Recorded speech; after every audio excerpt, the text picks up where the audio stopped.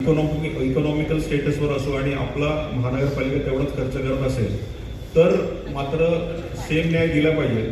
पण या विषयातला आवाज आमच्या नगरसेवकांनी येणाऱ्या काळामध्ये जीबीमध्ये उचलावा आणि याच्यावर नक्कीच सगळ्यांनीच एक चांगलं धोरण ठरवावं जेणेकरून PMPLला आणखी बळकटी मिळू शकेल. आमदार साहेब, आपण अधिवेशनामध्ये स्पा सेंटरच्या संदर्भामध्ये आवाज उठवला होता.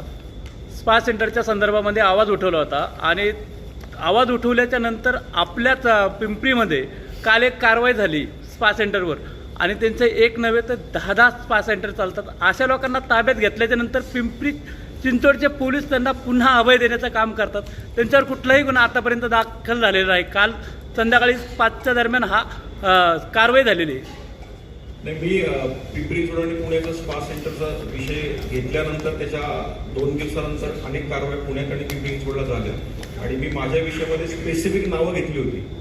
नावं घेऊन मी त्या ठिकाणी विषय मांडला होता की यांचं एक स्पा सेंटर नसून यांचे 10 स्पा सेंटर चालतात. आणि पुण्यात जी घटना घडली ती अत्यंत निंदनीय होती की ज्या स्पा सेंटरवर त्यांनी त्या ठिकाणी धाड मारली त्या मुलींनी घाबरून, तिचा तो पहिला दिवस होता, घाबरून तिने वरून उडी मारली आणि त्याच्यामध्ये ती त्या ठिकाणी मृत्यू पावली. तर अशा प्रकारच्या घटना होऊ नयेत म्हणून तो विषय होता.